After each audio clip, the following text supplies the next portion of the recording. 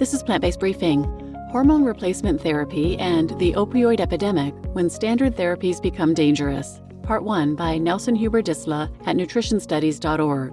And I'm Marian Erickson. This is the Curated Content Plant-Based Podcast, where I narrate a variety of articles on plant-based and vegan living in about 10 minutes or less every weekday with permission. And today's article is longer than that, so it's going to be a two-parter. I'm reading part 1 today, and tune in tomorrow for the second half. So now let's get to today's plant-based briefing. Hormone replacement therapy and the opioid epidemic when standard therapies become dangerous. Part 1 by Nelson Huber-Disla at the T. Colin Campbell Center for Nutrition Studies at nutritionstudies.org. What is a standard therapy and why do we care? Used interchangeably with phrases like best practice, standard medical care, standard therapy, and standard of care, this term refers to the degree of care a prudent and reasonable person would exercise under the circumstances. In medicine, it is what medical experts and healthcare professionals generally consider acceptable treatment for a particular disease. Standard care is not, however, the same thing as optimal care, used as a benchmark to determine whether a medical provider is liable for the outcomes of their care. Standards of care are primarily relevant to medical malpractice lawsuits. These interchangeable terms are frequently misunderstood, and they are not static. They evolve alongside legal precedents and the medical community's understanding of disease and treatment. It's important to remember not only that there can be substantial differences between standard care and optimal care, but also that standard therapies can turn out to be very harmful. The history of standard treatments harming patients goes back many centuries, but what might we learn from more recent examples? The opioid epidemic, how overprescription and big pharma have killed hundreds of thousands of people. According to the latest Centers for Disease Control brief on the opioid epidemic, nearly 645,000 people died from overdoses between 1999 and 2021, including both prescription and illicit opioid overdoses. Additionally, the estimated economic cost surpassed $1 trillion several years ago.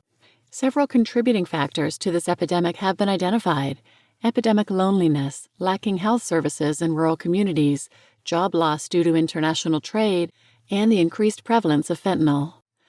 The two factors that are the most impossible to overlook, however, are the overprescription of opioids and the reprehensible actions taken by pharmaceutical corporations seeking record profits from pain and death. No name is more commonly associated with the opioid epidemic than the name of the Sackler family, owners of Purdue Pharma.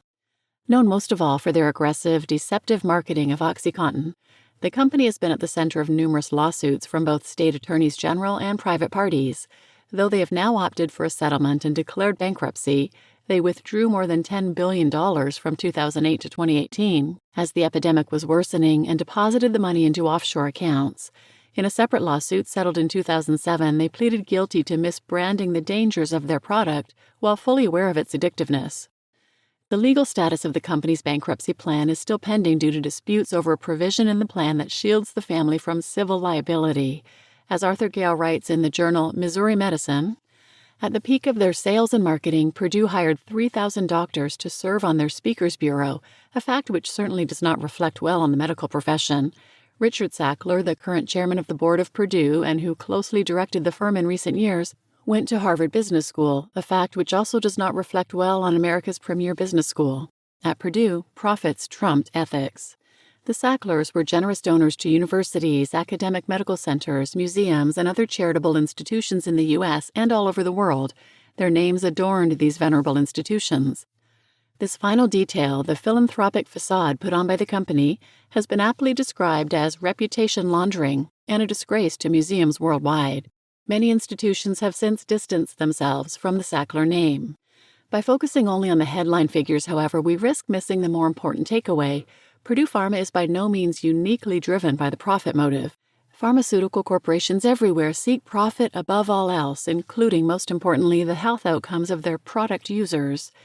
Even just this phrase, product users, betrays the sort of cold, dehumanized outlook at the heart of their enterprises. An article published in 2023 showed how competitors in the pharmaceutical industry reacted to the threat of punishment hanging over Purdue Pharma. They demonstrated that rather than attempting to distance themselves from association with Purdue, Other prescription opioid firms significantly increased their spending to promote competing opioids to physicians previously targeted by Purdue, including in counties where the opioid epidemic was known to be severe. Given a vacuum and a vulnerable population already struggling with addiction, these companies saw only the opportunity to sell more of their drugs. This increased spending on promotion is not harmless. The pharmaceutical industry's investments directly influence doctors' prescribing patterns. The industry spends billions every year to target physicians with gifts, samples, trips, and more, which researchers have empirically shown influence the drugs doctors hand out. Likewise, Big Pharma's lobbying efforts targeted elected officials to ensure policies do not substantially regulate the industry's power. All of these factors contribute to the overprescription of opioids and the resulting deaths. In the decade leading up to 2008, prescription opioid sales increased fourfold, alongside a fourfold increase in deaths attributable to those very drugs. In addition to pharmaceutical companies' aggressive marketing tactics, other changes within hospitals contributed to overprescription. Patients' self-reported pain levels were adopted as a vital sign, and the increased use of patient surveys allowed for increased comparisons between hospitals, which could influence hospital funding. Seeking higher patient satisfaction, hospitals tended toward more liberal prescriptions, particularly in rural areas where patients would otherwise have had to make multiple long-distance trips to refill their prescriptions. Although more widely publicized because of the indisputable dangers, the overprescription of opioids is not out of keeping with broader prescription patterns in the U.S.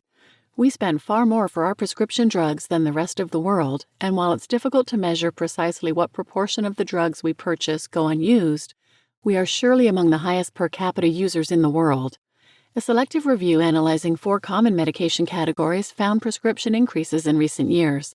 Most concerning, writes the author, is that they have been frequently prescribed for extended periods, usually with inadequate evidence of benefit. Even if prescriptions for opioids have decreased in more recent years, we still account for the vast majority of global opioid prescriptions. As of 2018, there were more than 50 times as many opioid prescriptions in the U.S. as the rest of the world combined. And even after overprescription is brought under some control, much of the damage remains unresolved, as addicted individuals often turn to drugs like heroin or illicit fentanyl. Just as it's simplistic to blame only Purdue Pharma when the entire industry is geared toward the same degenerate end, it's also simplistic and unfair to blame individual hospitals or doctors.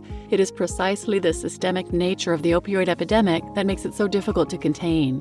Even if its results have been disproportionately devastating, we should not mistake the phenomenon for an anomaly within the larger healthcare system. It's business as usual.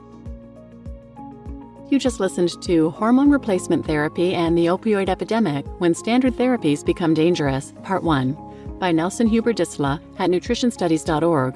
And I'm your host, Marian Erickson. Tune in tomorrow where you'll hear about another similar situation, hormone replacement therapy, and whether or not we've learned our lesson. So please share this episode with anyone who might benefit, and thanks for listening.